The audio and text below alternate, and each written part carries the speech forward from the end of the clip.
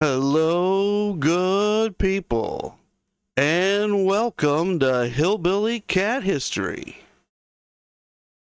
Hi, South Carolina, California girl. Thank you for coming. Appreciate seeing you here.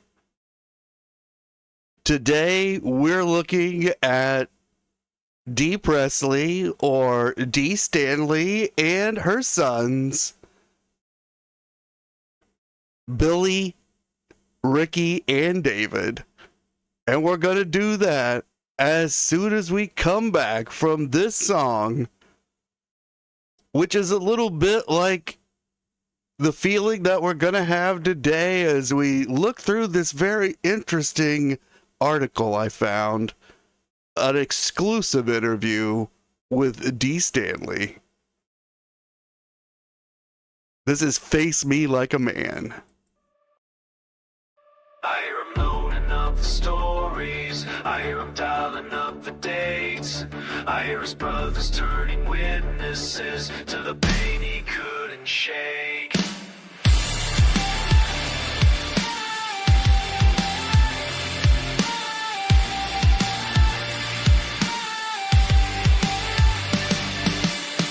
Says everything he got from him, but I can hear the hurt behind it like a crack of flame. Dave's boiling blood is pounding on the gates of Grace Lane, shouting, "Face me like a man," but never knowing he was hurting. He left town in the night, not to hide, just to breathe, but they took it as a knife, as a wound they couldn't leave. They say this life, they say they stood their ground, but he was burning from the inside, and they never heard the sound. Face me like a man. He gave love and friendship every chance, but it slipped right through their fingers, champagne swallowed by the cracks of time. Sabotage his name, no sabotage in their own pain. They loved him, yeah, he knows it, but they love the legend more than me.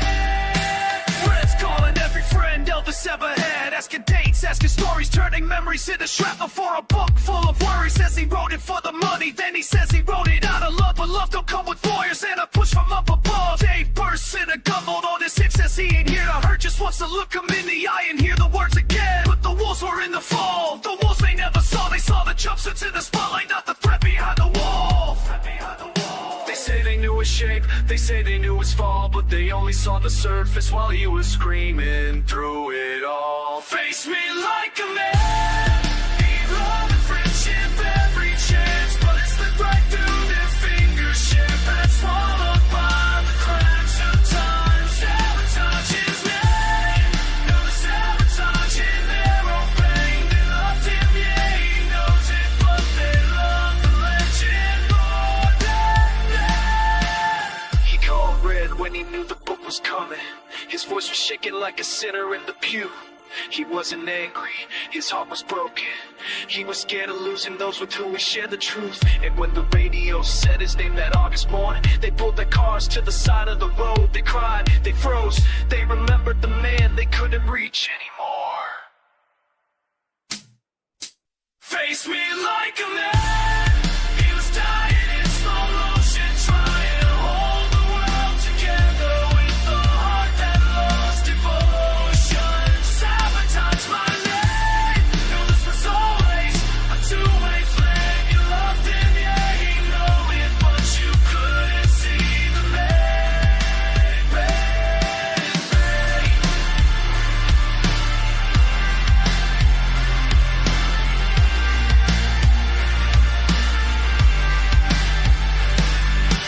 Never meant to lose you. You were never meant to run. He didn't want to face the ending of the story you left. Thank you for gathering here at Hillbilly Cat History, where we remember together and listen for the echoes. And today we're hearing echoes out of 1978.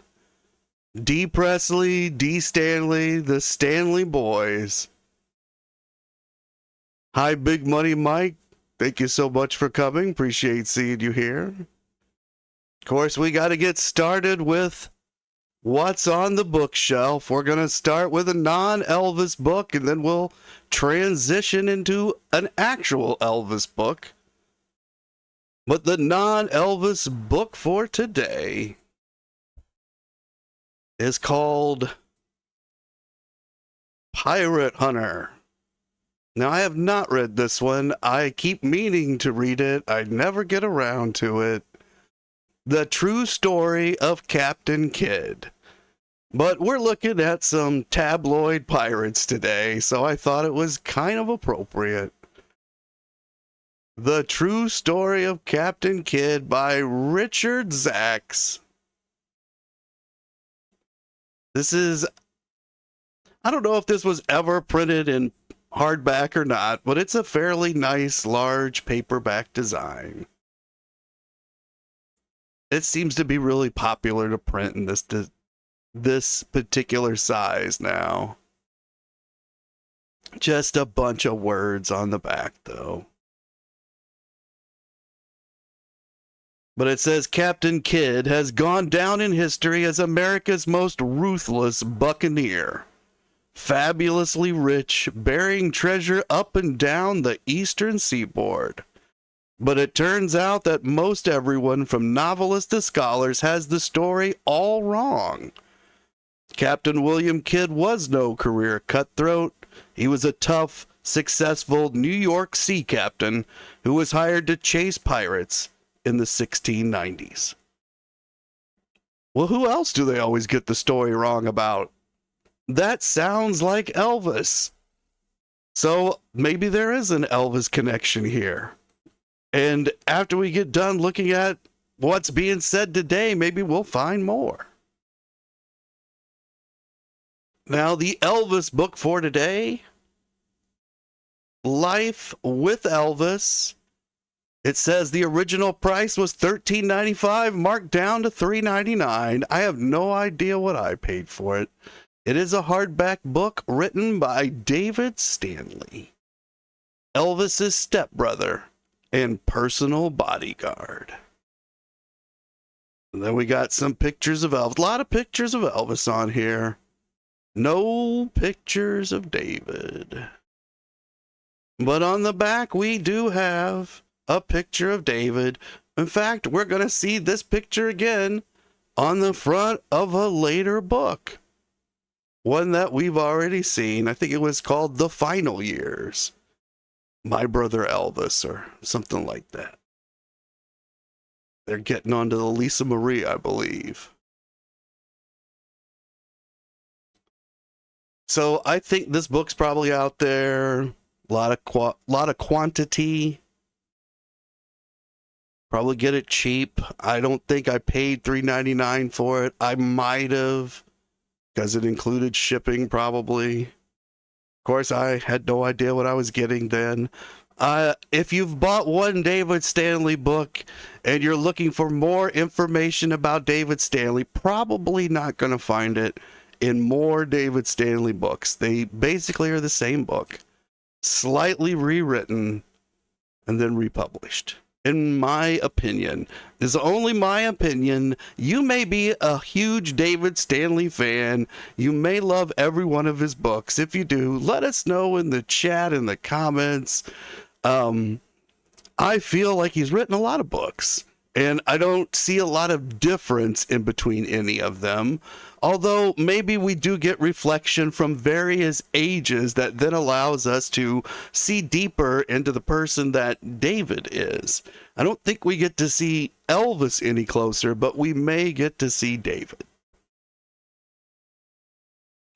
And Big Money Mike says he's currently reading Moby Dick by Herman Melville. That is an extremely thick and dull book. It's really good for like the first couple of chapters, and then they do a lot of whaling. Like a lot of very detailed whaling and sailing, and then something finally happens at the end. From what I remember from reading it many, many years ago. But it is a great book. Like the last 25 pages is worth reading all the rest for.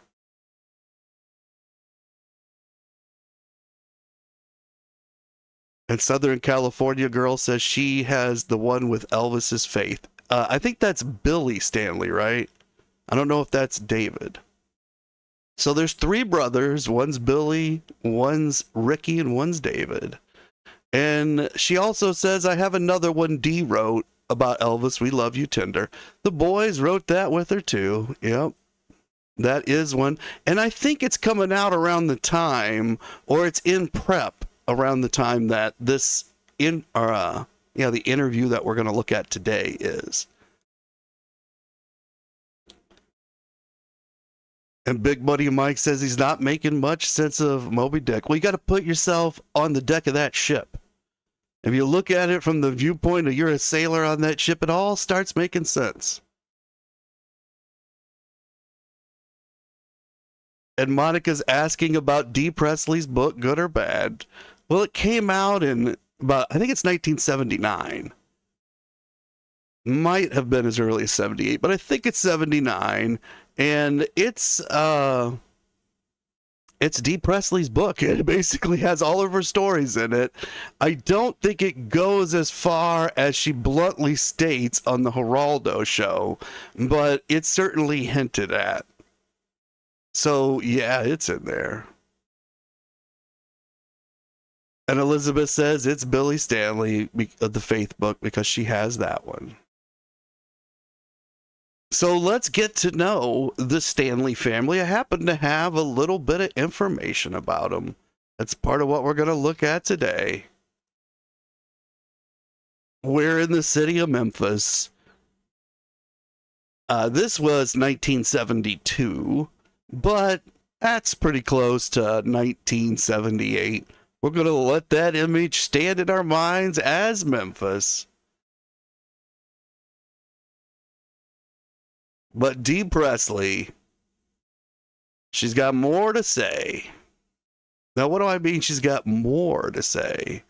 Well, let's take a look. Southern California girl says she hasn't read the Love Me Tender book yet.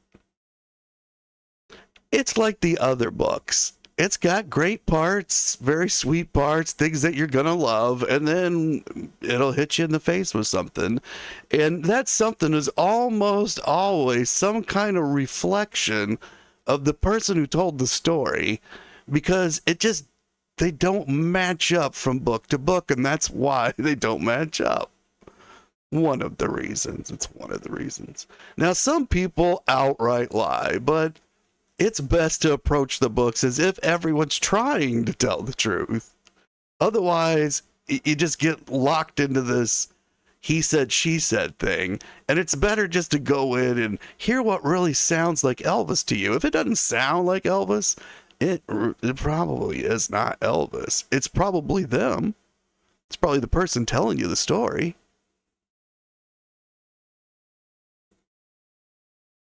Southern California girl says she hasn't read The Faith of Elvis yet. So many Elvis books. Yeah, there's only 500 or 600 at this point.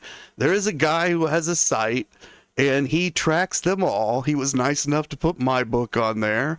So there's over 500 there. He sent me a really nice email about it. It was really cool. I had sent him the submission. I don't remember what country he's in. I've got a video on it out there somewhere about it. This is Dee Presley. This is the 3 Stanley boys, and this is their father. This is back before they broke up, before they sent the boys back to America. I think this is in Germany. I'm not sure. This might have been in America before they went to Germany. The boys are fairly young here, but they're only a couple or 3 years older than this when they come to live with Elvis. So this had to be somewhere right around that time.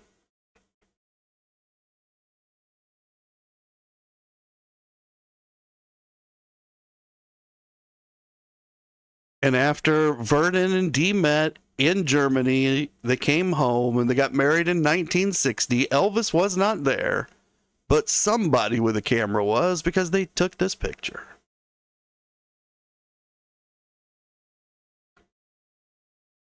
And Pamela says that last one was a motley crew. Well, I think at least part of it is days before air conditioning. I got to be graceful enough to give them that. It was probably really hot that day, it looks like. And I remember when I did not have air conditioning.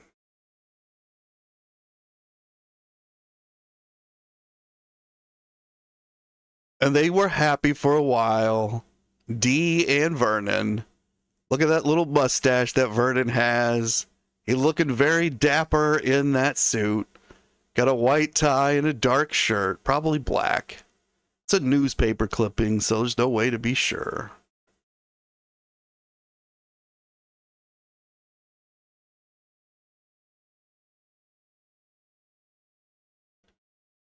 And Southern California girl is asking, is it true that Dee was pregnant in 1961, but she miscarried? That is true. It's true in the sense that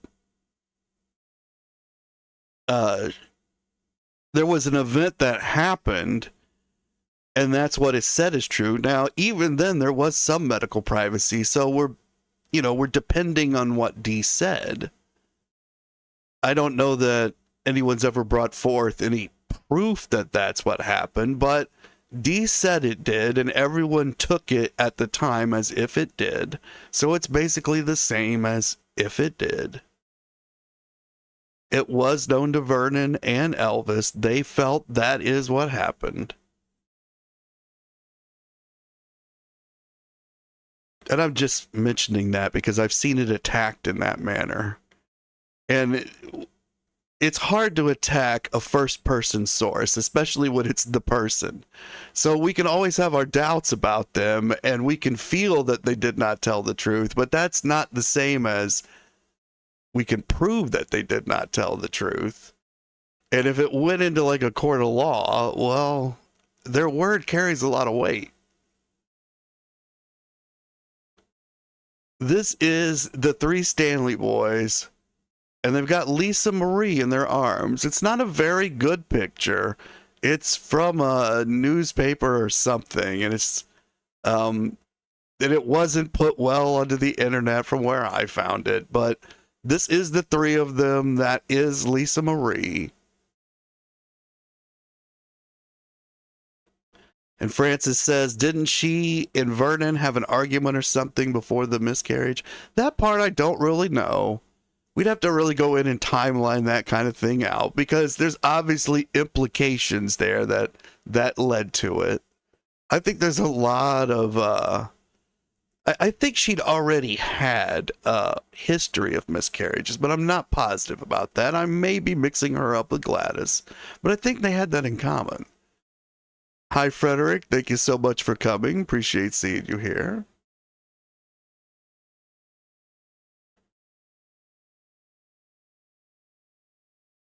Now we're into 1978, November 28th. So this is more than a year after Elvis passed away.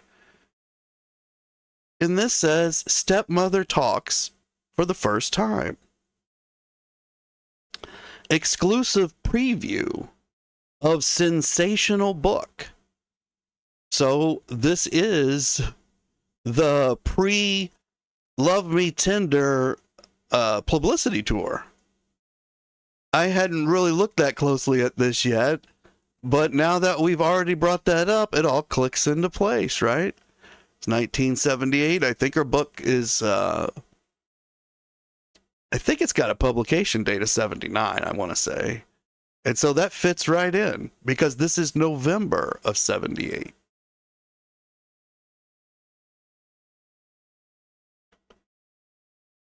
This also has some other items on the front. Elvis family secrets, an intimate look at the women he loved. And we got a picture of Priscilla, we got Linda, we got Ginger. 7 tips to have a happy Christmas and save money. Color photo special. Barbara Walters tells how she found happiness in her $1 million job. Well, that's a secret we all need to know, right? How do you find happiness in your $1 million job? even in 1978, when that would have felt like $8 million a year or so. And then it says 10 ways to save a rocky marriage. And Julia Child's party cooking special. Julia Child was a famous chef, cook. I don't know exactly which. She knew how to make food really good and people wanted to know about it. Kind of a Martha Stewart, but maybe I'm dating myself with Martha Stewart as well. And nobody in a younger generation would have any idea who I'm referencing to try to reference back to Julia Child. Of course, we got a great picture of Elvis on the front of this magazine. I wonder how they did the licensing on these pictures. I just don't know. This is the Star magazine. Back in 1977, they were very pro Priscilla. We've looked at some of their other articles. If you missed those episodes, be sure to go back into the archive. You can reach the archive through the channel. Just hit the live section. Got well over 300 hours of lives. All of which are a 1-hour documentary about Elvis. Now, is it true this is the first time more than a year later, that Dee has come out and said anything? Frederick saying a regular on Good Morning America for so many years.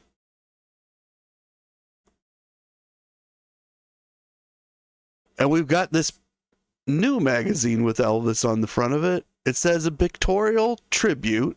The Last Tour, exclusive photographs and story by Elvis's brother. And it turns out this came out late 1977. It's probably been on sale all year 1978. Elvis's his final tour. These are memories of his brother David. That would be David Stanley. Same guy who wrote the book and the other books that we've looked at.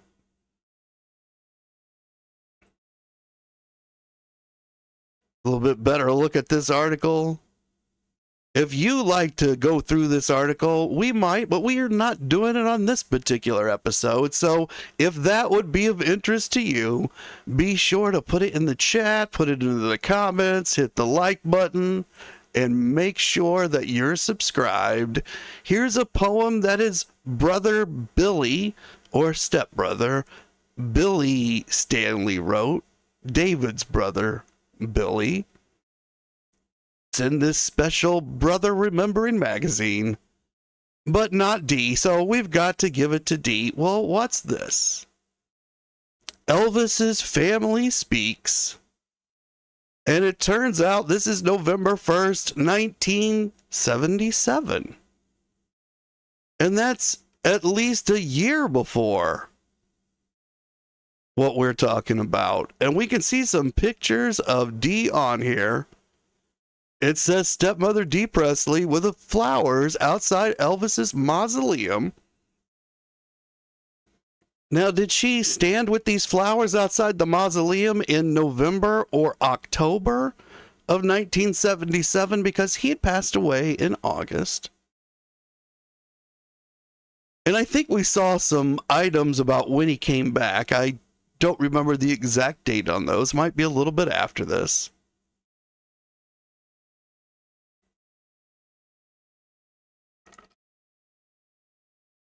And Frances says that she doesn't think Elvis really thought of the Stanleys as his brothers, but he was just honoring his father since he married Dee.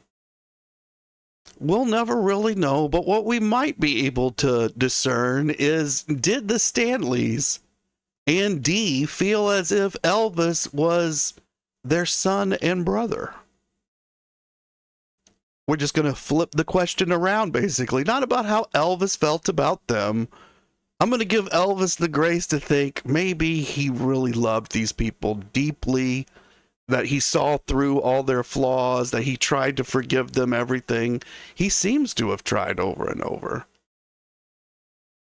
So we've got to look at, did they feel that Elvis was their brother? And did Dee feel that he was her son? It appears she's speaking here. These are staged photographs. Somebody took these probably for this story, but we're not looking at this story today. There's another one by David on here too. It says, Elvis dead, I tried to kill myself. So David in 1977's blaming his thoughts of self-harm on Elvis. And then he later, much later, says that Elvis's end came through self-harm. Is that interesting? Is it interesting in 77 where David's thoughts were about that subject?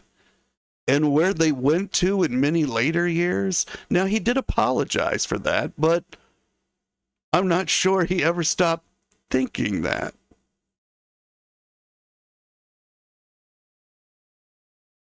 And Frederick says David was still at Graceland in August of 77. He was. He was working for Elvis. Hi, Luann. Thank you so much for coming. Appreciate seeing you here. And Monica says Elvis had more of a fatherly role towards the boys, did he not? I would probably describe it that way. More like an uncle. Like a really friendly, near brother kind of uncle, but still has the authority of a father. I think he saw himself in all those ways towards them.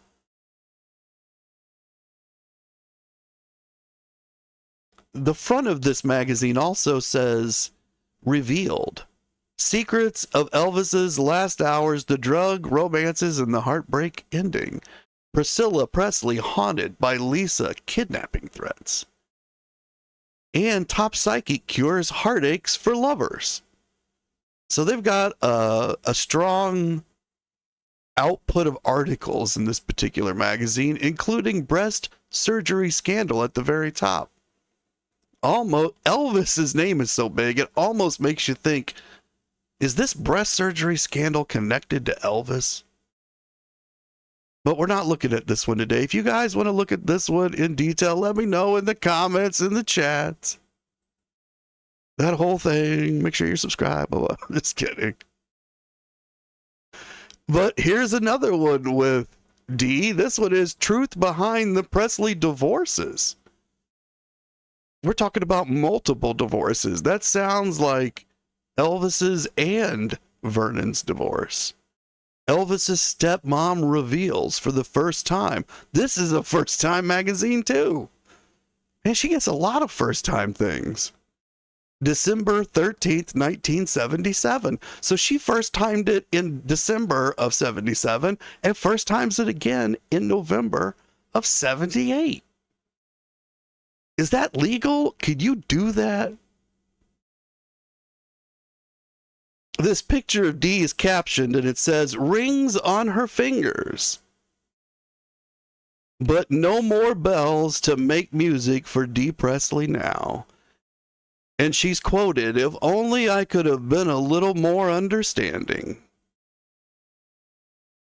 Amazing revelations inside.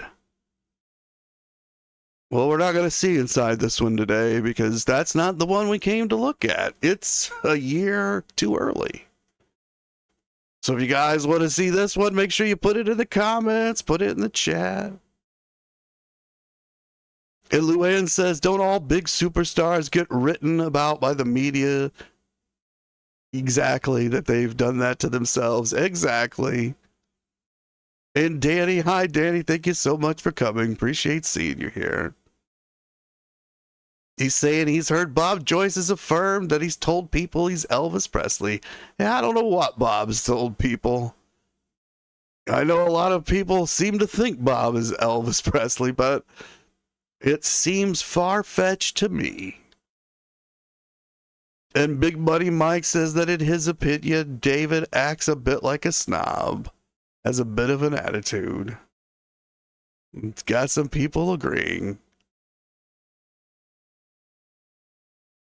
And Frederick says, Sybil Leak predictions, lots of laughs. Remember her and Jean Dixon. Yes. And Francis is saying the rumor out there was Dee wanted to get with Elvis before Vernon, and Elvis said no. That seems to me to be the reading of it, but again, we haven't timelined that one. We've got to do that too. We got so much Elvis we've got to get to truly understand these people. And Monica says the last concert ever should be interesting to know more about. It should be. And Luann saying that in her opinion, Bob Joyce is doing some impersonation. I would have to think that that's being very kind to Bob. Hi, Tori. Thank you so much for coming. Appreciate seeing you here.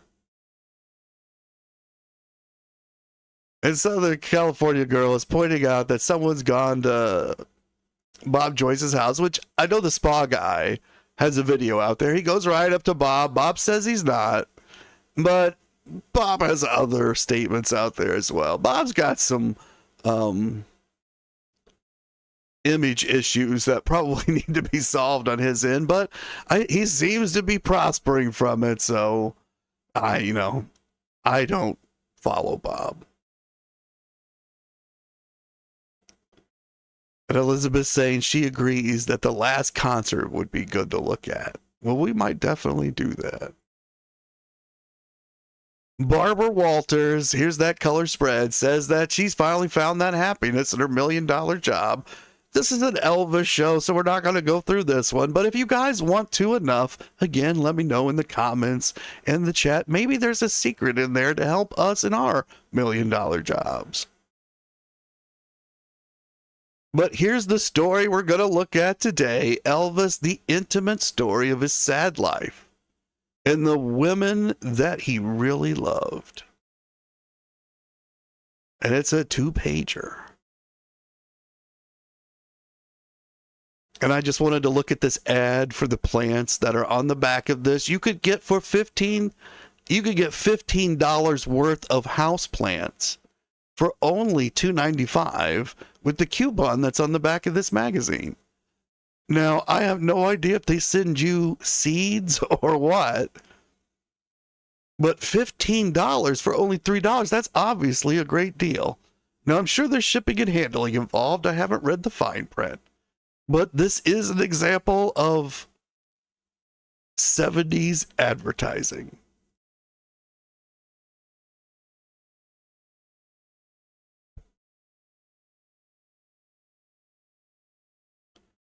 There's also a great article in here about Evel Knievel.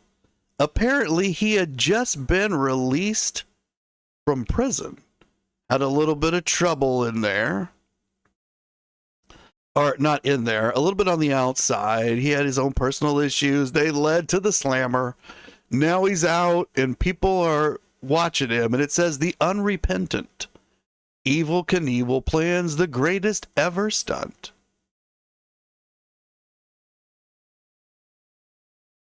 But here's a picture of Priscilla, of Linda Thompson. It says Priscilla Presley, the loneliness was too much. Linda Thompson, she bathed and fed Elvis. And Ginger Alden, Elvis would have married her. So for nearly 20 years, Dee Presley was Elvis Presley's close friend, confidant, and surrogate mother. At least so this article claims. A calm oasis of common sense in a desert of show business indulgence and hypocrisy. It was Dee that Elvis always turned to whenever he wanted advice or to talk about family problems. So in the first paragraph, this article has made some bold claims. And I guess that's what they're going to have to try to live up to in the rest of the article.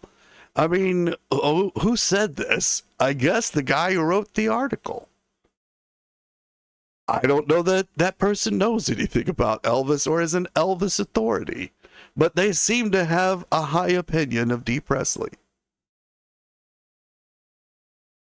And Frederick says he remembers when Evel Knievel jumped over Snake River Canyon, which is in Waco, Texas, which is where Elvis was stationed when he was in the army before he went over to Germany. That's where Eddie Fadal lived. And Eddie built an extra room onto his house that was a room just for Elvis to come and hang out in. And you could go stay in that house today as an Airbnb. But now I'm off track. We got to get back to 1978. Only 4 years older than her famous stepson. Did you know Dee was that close in age to Elvis? That she was only 4 years older than he was? I've always thought of her as much older than Elvis, like 10 or 12 years older, but this article states 4. Can we get a fact check? Does anybody know? But only 4 years older than her famous stepson. Dee never tried to take the place of his dead mother Gladys, but eventually she found herself fulfilling that role more and more as Elvis would lean, even cry, on her shoulders, especially toward the end before his tragic death. You got to wonder what Dee has told this author, because they're going all out with it. And Francis says Elvis never did that, according to Billy Smith. They were not close at all. And Luann says it's a very sad case that Priscilla got a nature like that of being cruel. And South California girl says, I thought she was a lot older than Elvis too. And Tori says, well, she looked older. And South California girl says Dee Presley was born on January 1st, 1935, which is the same year as Elvis. That is a lot of confusing information that we have just learned. I don't know which one of those is correct. I'm going to go have to do some research on my own now and figure that out. Maybe I will, I could do a whole episode about just us figuring that out, probably. That's interesting. Dee of unknown age. We'd have no idea whether she was older, younger. She had to be older than Elvis. Or maybe the same age. Divorced from Elvis's father, Vernon. She is fiercely proud of her 3 sons from a previous marriage, whom Elvis regarded and loved as his own brothers. Now 15 months after Elvis died, Dee Presley, one of the few people Elvis ever trusted, she finally reveals all the intimate Presley family secrets in this exclusive interview. What about all those other secrets that we saw had been revealed in the previous articles and the other magazine front covers and stuff? I mean, is this new stuff that she's not told anybody yet? Seems impossible to me, right? Bold claim that I don't think this article's living up to. Here's a picture of Dee with her son Billy, whom Elvis loved as his own brother, according to the caption. And Dee is again quoted here, despite all his wealth and fame, Elvis never found contentment. And then Dee and Billy are holding hands. It appeared, well, they're not holding hands because Billy's got both of his in his pockets. But they're walking side by side. Dee is apparently very happy. I think they're trying to show she has found contentment. This is sometime around November 1978. It's probably October.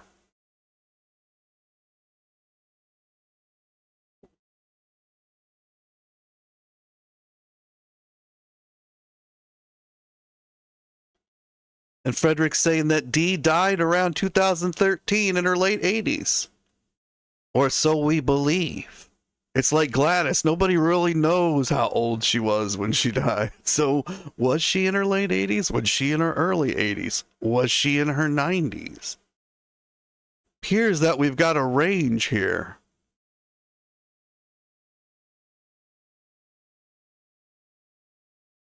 And apparently that's saying it was 88 years old. So I guess you could count it backwards from there and figure out.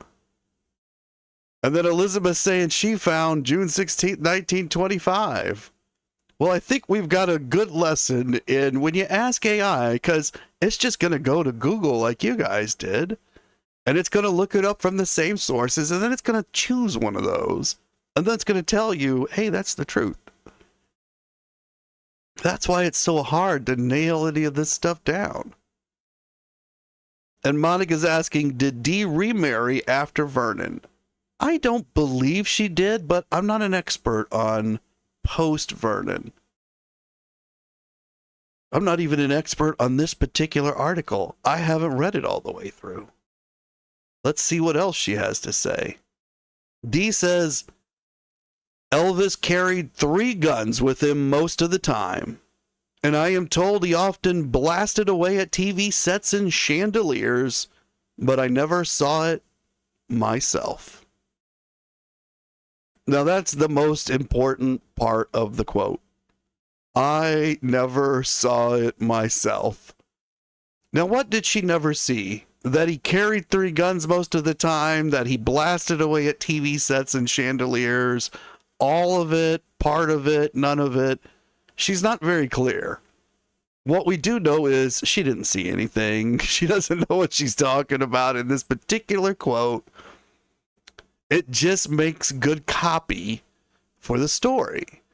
She then goes on to say something else about it, but since we already know she didn't see these events, she's at most heard about them from someone like David. And we can read David's accounts for ourselves in his multiple books, in his own mini newspaper and magazine appearances. Dee says Elvis's fondness for the police and wearing uniforms and badges stemmed from his profound respect for law and order. So I could say that this does show Elvis that he did have this respect for law and order. Some people would accuse me of cherry picking these quotes out. That the ones I like, I say are true, and the ones I don't like, I say are not true. We all do know this resonates with Elvis. He did like law and order, so I don't have any reason to suspect this is not true. I don't have any reason to suspect that Elvis did not carry 3 guns. I even know that he shot TV sets and chandeliers, but I'm also very clear here that Dee didn't see that. So she's just talking out of turn is really my point. And Frederick says the Globe has the story now that Fergie had stayed with Priscilla lately. So they're tying Fergie to bad behavior that is now tied to Priscilla. It's still going on. These tabloids, they're going. Doesn't mean they aren't telling the truth. It just means they're salacious about it. And they don't confine themselves to the truth. They're not hemmed in by any journalistic integrity. And Luann's asking if Dee is younger than Vernon. Oh yeah, she's absolutely younger than Vernon. Vernon was really happy to get with Dee in the first place. And Pamela's saying that everything she's found says 1925.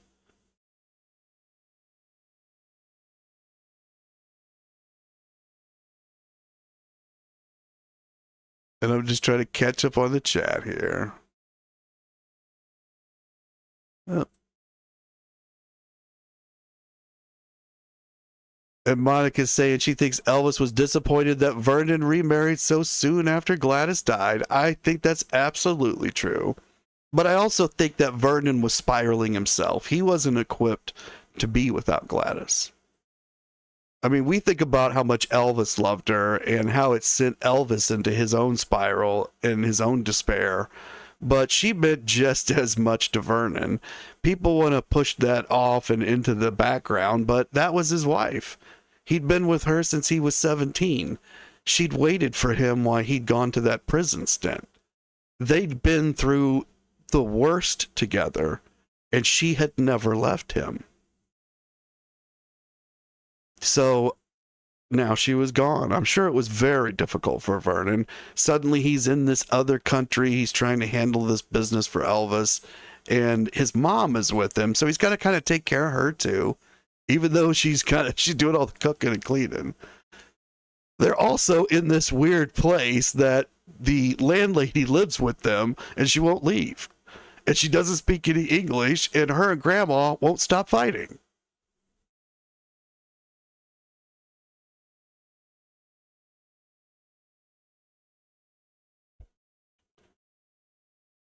And Luann's saying that she's trying to work out if Dee is in the same age group as her mother. Well, she'd be a bit older than Elvis, is the way to think about it. Somewhere between 5 and 10 years older than Elvis.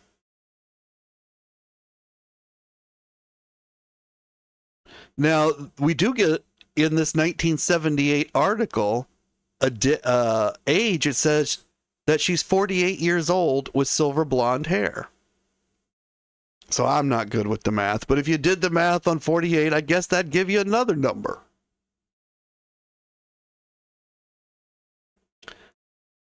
Dee says that Elvis once told me he had never been so proud as when President Nixon gave him a federal narcotics officer's badge. Well, that sounds true as well. I think Elvis was very proud of that badge. And so this just shows that Dee was there for a lot of big events, and that, you know, when Elvis is proud of something, I bet he told every single person that story, all around him, all the ones who shared his life, no matter what kind of friction they may have had between them at the moment. She would have still been with Vernon as his wife during that period, so she would have been around most of the time that Elvis went to visit Vernon at his house or something like that.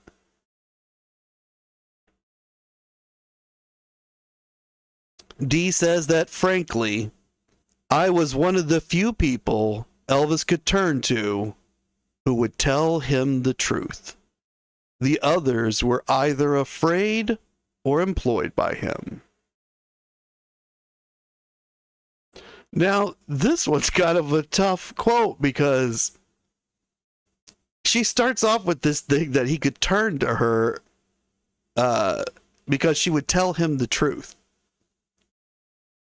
Now, I don't know. I think that depends on how you look at it. I do believe she was very blunt.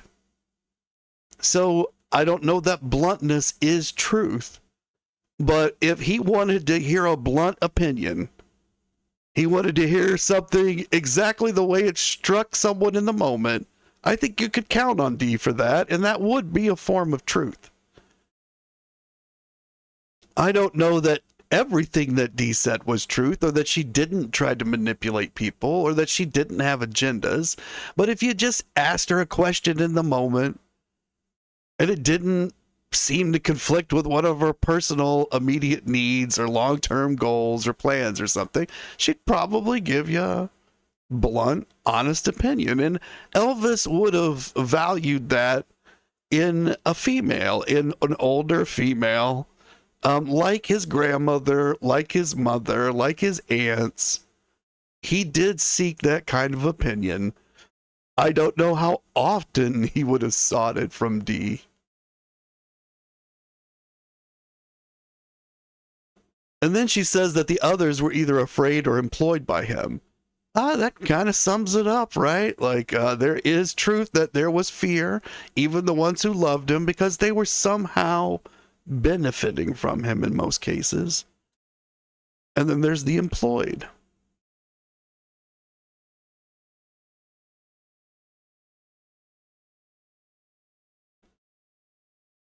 And Southern California girl is saying Priscilla is the same age as her mom.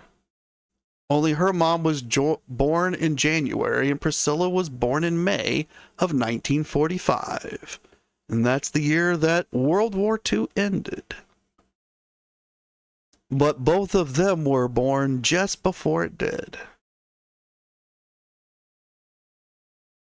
And Marion says that Vernon was not far away. He was reachable.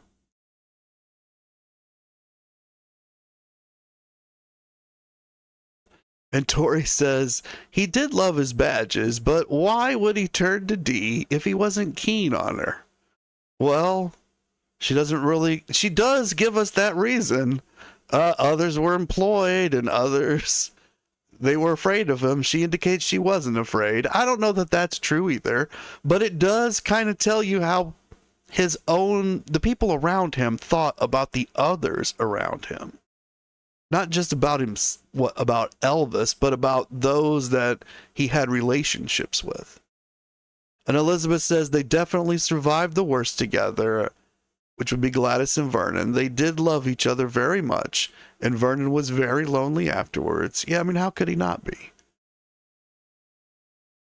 And who would have expected Gladys to die at that young age? So I'm sure there were things that were left unsaid and undone between them, and things that he regretted. I mean, how could he not? Luann's asking, who's that guy next to Dee? That's stepbrother Billy Stanley. That's Dee's oldest son, Billy. He's the one that wrote the book about faith. I don't remember the exact name at this moment, but that people have been talking about in the chat.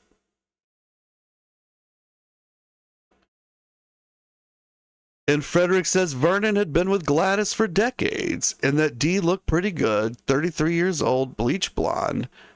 She was incredibly beautiful, especially for the moment and where they were. She spoke English. That was a big plus in her favor at the moment. But even years afterwards, she's standing next to Priscilla in some pictures, and Dee was a beautiful woman, so I believe Vernon was attracted to that, and some of that is due to Elvis because beautiful women were coming all the time now, right? Because of Elvis's fame. It's part of being in his orbit and the temptations that are always drifting around you. The money, the women, the fame, the jewelry, the favors that you could get from people. It's all just swirling all the time, just begging for you to take a piece of it. And Monica says that she believed it would have been good if Vernon lived in the same house as Elvis, just to keep an eye on the mafia guys. I think if Elvis had been married, that would have absolutely have happened. Like, there wouldn't have ever been a question of Vernon moving out if Elvis had gotten married, because all of that would have synced. But Vernon's trying to raise 3 kids, and we got this mafia Memphis house environment going on from time to time. And Elvis isn't really curbing it because it's not really his kids, right? Like, they could leave and get this other place and everything would still be okay. But I do think that would have been a stabilizing influence on both Elvis and the Stanley boys.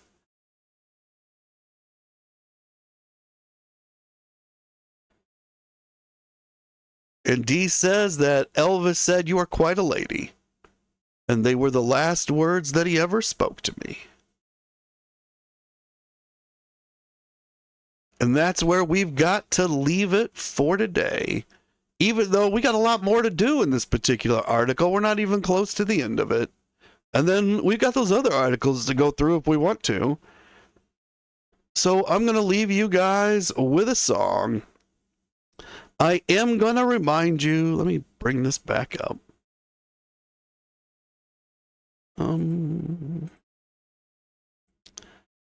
Elastic Stage, where I have published my first CD. They're doing a 15% off sale. if you use this code March 15th when you order. You get there at, you can see it at the very top, elasticstage.com/Hillbilly Cat History. The shipping is really set up European centric. So UK has the best deal on shipping, and then it gets more expensive from there. So if you're in the UK or you're in Europe, I think this might be the cheapest way I could offer to you to be able to get this CD. If you're in the US, I'm still looking for a US distributor. Hopefully that will be soon. And hopefully we'll be able to get the shipping down that way a little bit. But that edition will be slightly different in some way, because everybody has different requirements in this industry with the self-publishing. So it'll be a slightly different edition. So if you're a completist and you've got to have everything Hillbilly Cat History, it's available now. And they got that 15% discount. And that's why I'm telling everybody about it today, because it only lasts through March 15th. And then the CD will still be for sale. It'll just be 15% more expensive. And I'm going to send everybody out of here with a song. This song is going to be a mirror to the song we started with. Let me run through the chat, make sure I'm not missing anything. And Big Money Mike says, Elvis had charisma that was magnetic. Frederick says, very poor longevity in the Presley family after Jesse and Dodger, who were both quite old. And Luann says, it's just weird that Vernon didn't take on a show businesswoman, because Dee was basically just an ordinary housewife. That's true.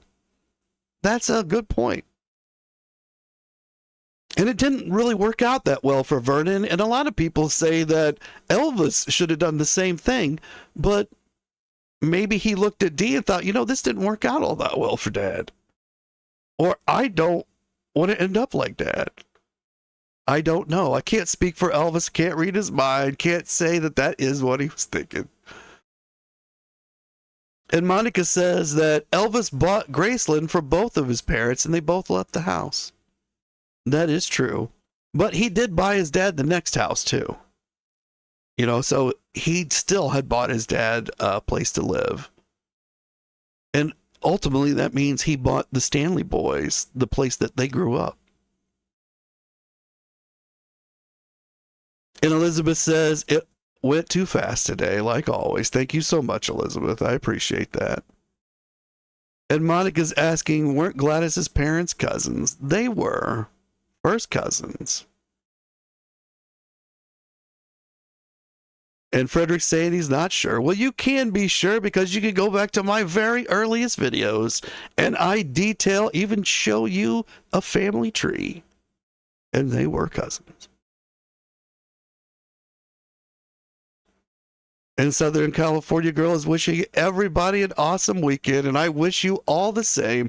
Thank you so much for coming. I appreciate each and every one of you and the time that you spend with me, all your comments and your chats and your likes and your subscribes. And you all keep on taking care of business. This is The Line Between.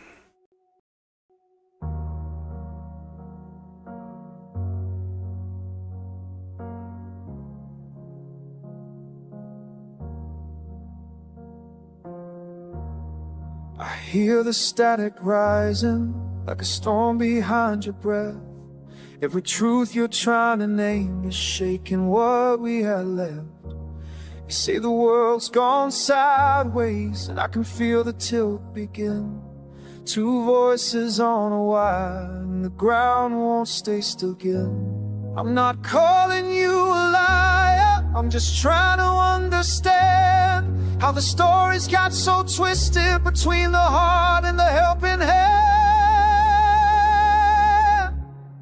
There's a line between us trembling, but I'm holding while I can. In a world that's spinning crazy, I'm still reaching for my friend. If the truth is breaking open, let it break us into light. Two hearts on different journeys, still trying to make it right. We built a house of loyalty, but the floorboards start to groan. Every secret that we carried now demands to be known. Say you're still my brother, but the silence cuts like steel. I'm standing in the doorway trying to tell you what I feel. I'm not trying to accuse you, I'm just naming what I see. All the shadows in the hallway where our trust used to be. There's a line between us trembling, but I'm holding while I can. In a world that's spinning crazy, I'm still reaching for my friend. If the truth is breaking open, let it break us into light. Two hearts on different journeys, still trying to make it right. I don't want to lose you, but I can't pretend I'm blind. There's a storm inside your story, and a storm inside of mine. If we meet again in mercy, let the past fall where it may. I'll be standing in the open if you choose to walk this way.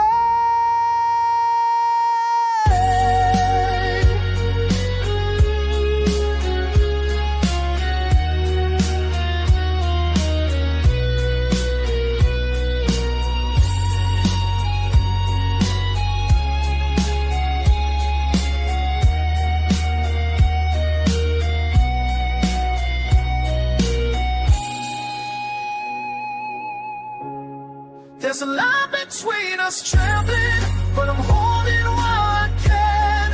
In a world that's spinning crazy, I'm still reaching for my friend. If the truth is breaking open, let it break us into light. Two hearts on different journeys, still trying to make it right. Yeah, the line between us trembling, but I'm holding through the night.